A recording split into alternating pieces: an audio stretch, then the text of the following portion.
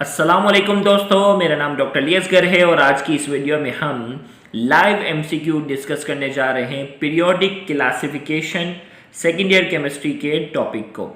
तो जिन जिन बच्चों को लाइव वीडियो की नोटिफिकेशन रिसीव हो गई हो तो वो इस वीडियो का लिंक अपने तमाम दोस्तों तक शेयर कर लें ताकि वो भी आज के इस लाइव सेशन में पार्टिसिपेशन कर सकें। और जिन जिन बच्चों को लाइव वीडियो की नोटिफिकेशन रिसीव हो गई हो तो वो कमेंट सेक्शन में अपना नाम और अपने शहर का नाम लाजमी लिखें। इससे हमें यह आइडिया होता है कि पाकिस्तान के किन किन शहर से हमारे इस लाइव लेक्चर को सुना जा रहा है। तो जल्द से जल्द जो है वो इस वीडियो का लिंक शेयर कर लें ताकि हम 1 मिनट होते ही हम इस लेक्चर का बाकायदा आगाज कर लें। तो पीरियोडिक क्लासिफिकेशन का याद रहे ये लाइव एमसीक्यू सेशन नंबर 2 है। इससे पहले हम जो है वो बहुत से एमसीक्यू ऑलरेडी हम डिस्कस कर चुके हैं और आज हम इसी की कंटिन्यूशन में हम मजीद एमसीक्यू डिस्कस करने जा रहे हैं। तो स्टार्ट करते हैं। आज का सबसे पहला MCQ, a pair of elements in the same family in the periodic classification. Periodic classification के हिसाब से इनमें से कौन सा पेयर है जिनका ताल्लुक जो है वो सेम फैमिली से है, यानी सेम ग्रुप से है, हमें वो बताना है। तो ऑप्शन ए में कहा जा रहा है क्लोरीन और कार्बन, ऑप्शन बी में कहा जा रहा है कैल्शियम और एल्यूमिनियम, ऑप्शन सी में कहा जा रहा है नाइट्रोजन और नियोन, और ऑप्शन डी में कहा जा रहा है सोडियम और पोटेशियम। तो 4 ऑप्शन आपके सामने इस वक्त स्क्रीन पर मौजूद हैं और आपने एक ऑप्शन जो है वो सेलेक्ट करना है। याद रहे हर एमसीक्यू को सॉल्व करने के लिए आपके पास 30 सेकंड का टाइम दिया जाएगा। 30 सेकंड के अंदर अंदर आप लाइव चैट कमेंट में अपना आंसर लिख दें कि आपको इन चारों में से क्या आंसर लगता है, फिर मैं इसकी एक्सप्लेनेशन दूंगा। तो 30 सेकंड मुकम्मल। A pair of element in the same family in the periodic classification. Periodic classification के मुताबिक इनमें से कौन सा पेयर है उसका ताल्लुक सेम फैमिली से है। तो करेक्ट आंसर हमारे पास इसका है ऑप्शन डी, सोडियम और पोटेशियम। सोडियम और पोटेशियम दोनों का ताल्लुक group 1A of the periodic table से है। दोनों group 1A of the periodic table से ये ताल्लुक रखते हैं, लिहाजा इस एमसीक्यू का करेक्ट आंसर हमारे पास है ऑप्शन डी। नेक्स्ट एमसीक्यू इस वक्त आपके सामने स्क्रीन पर मौजूद है, Na2O इज। सोडियम ऑक्साइड जो है ना Na2O इज, अब ये क्या है, एसिडिक है, बेसिक है, न्यूट्रल है या एम्फोटेरिक है। तो 4 ऑप्शन आपके सामने इस वक्त स्क्रीन पर मौजूद हैं और आपने एक ऑप्शन सेलेक्ट करना है। देखते हैं करेक्ट आंसर क्या आता है। तो इन चारों में से करेक्ट आंसर आपने एक सेलेक्ट करना है। जल्दी से लाइव चैट कमेंट सेक्शन में अपना एक ऑप्शन जो है वो सेलेक्ट कर लें कि इन चारों में से आपको क्या आंसर लगता है। तो करेक्ट आंसर इसका मैं बताने जा रहा हूँ। इसका करेक्ट आंसर है बेसिक।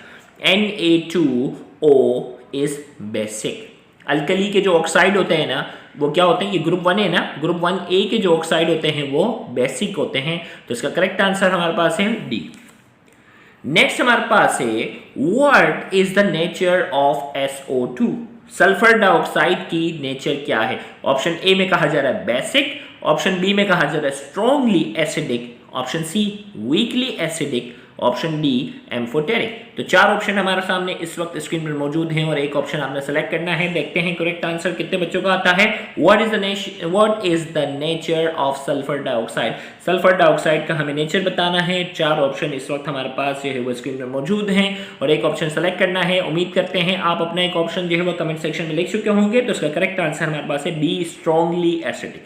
याद रखिएगा सल्फर ऑक्साइड की मदद से सल्फ्यूरिक एसिड बनता है, इसकी नेचर जो होती है वो स्ट्रॉन्गली एसिडिक होती है। तो करेक्ट आंसर हमारे पास है बी।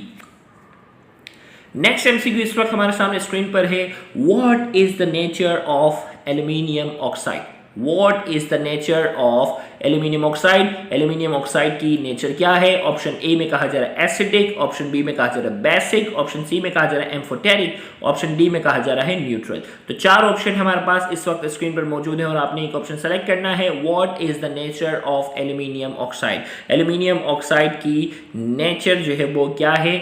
ऑप्शन ए में एसिडिक लिखा हुआ, ऑप्शन बी में बेसिक, ऑप्शन सी एम्फोटेरिक और ऑप्शन डी न्यूट्रल। तो 4 ऑप्शन हमारे पास इस वक्त स्क्रीन पर मौजूद हैं। एक ऑप्शन सेलेक्ट करना है। Al2O3 की नेचर क्या है, एम्फोटेरिक है। ये एसिडिक नेचर भी है और इसकी नेचर क्या है, बेसिक भी है, लिहाजा इसका करेक्ट आंसर क्या है, amphoteric is the correct answer. Option C इस एमसीक्यू का करेक्ट आंसर है। नेक्स्ट एमसीक्यू इस वक्त आपके सामने स्क्रीन पर मौजूद है, the 4th period contain elements. 4th period के अंदर कितने एलिमेंट्स हैं। Option A 8, option B 16, option C 18 और ऑप्शन डी 32। याद रहे लेक्चर में ये मैं ऑलरेडी बता चुका हूँ कि फर्स्ट पीरियड के अंदर 2 एलिमेंट्स होते हैं, सेकेंड पीरियड के अंदर 8 थर्ड के अंदर 8 फोर्थ के अंदर 18 15 के अंदर 18 सिक्स पीरियड के अंदर कितने होते हैं 32। तो 4 ऑप्शन हमारे पास हैं, एक ऑप्शन सेलेक्ट करना है। फोर्थ पीरियड की बात हो रही है तो fourth period of the periodic table का जो फोर्थ पीरियड होता है उसमें एलिमेंट्स की जो तादाद है वो कितनी होती है 18 होती है।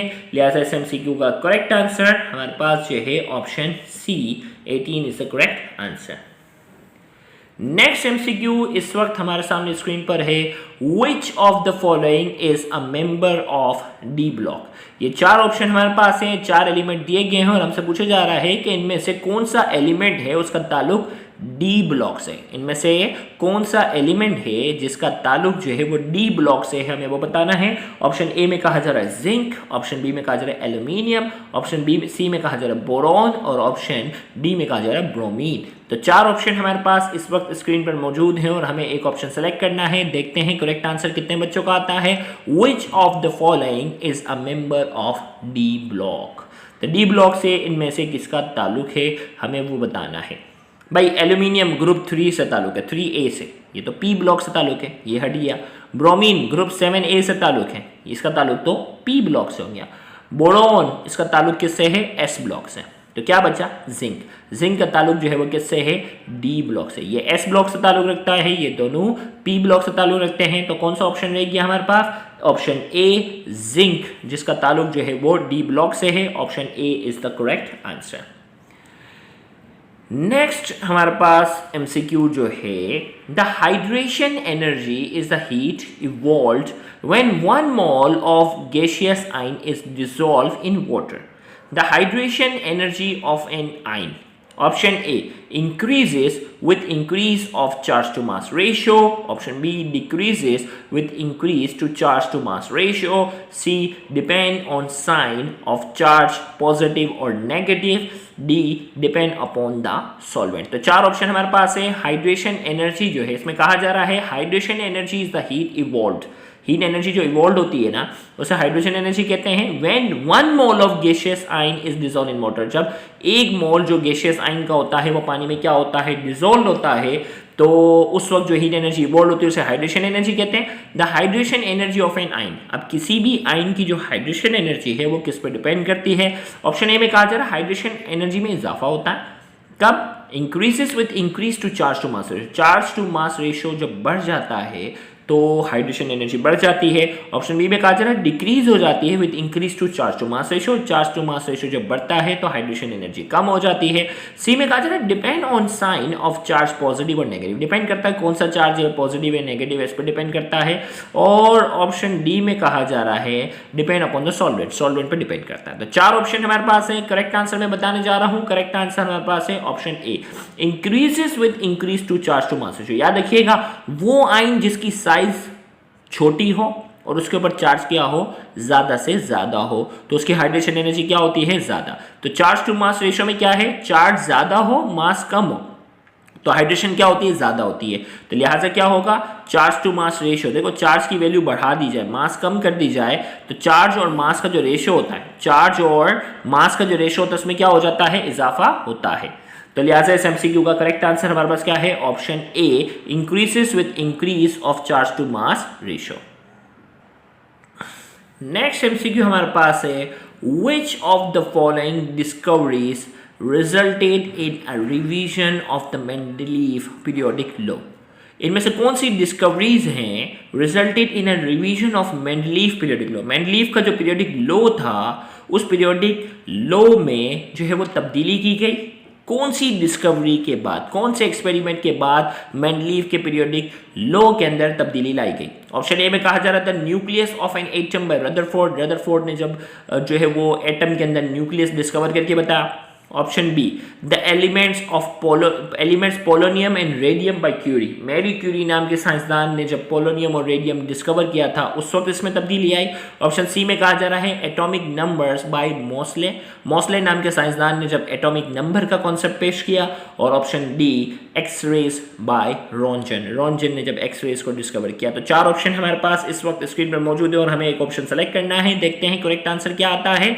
तो इस एमसीक्यू का करेक्ट आंसर हमारे पास है C, atomic number by Moseley. Moseley ने जो एटॉमिक नंबर पर जो एक्सपेरिमेंट डिस्कवरी करके बताया था, उसके बाद मेंडलीव के पीरियोडिक लॉ में क्या आई थी, तब्दीली आई थी। क्योंकि मेंडलीव ने इससे पहले कहा था कि किसी भी एलिमेंट की जो फिजिकल और केमिकल प्रॉपर्टीज होती हैं वो उसके एटॉमिक मास पर डिपेंड करती है, जबकि मोस्ले ने बाद में आकर बताया कि वो उसके एटॉमिक मास पर नहीं, उसके एटॉमिक नंबर पर क्या करती हैं, डिपेंड करती हैं। लिहाजा इस एमसीक्यू का करेक्ट आंसर हमारे पास है option C, atomic number by Moseley. Next MCQ इस वक्त हमारे पास स्क्रीन पर है, the most distinctive character among the elements is their division into.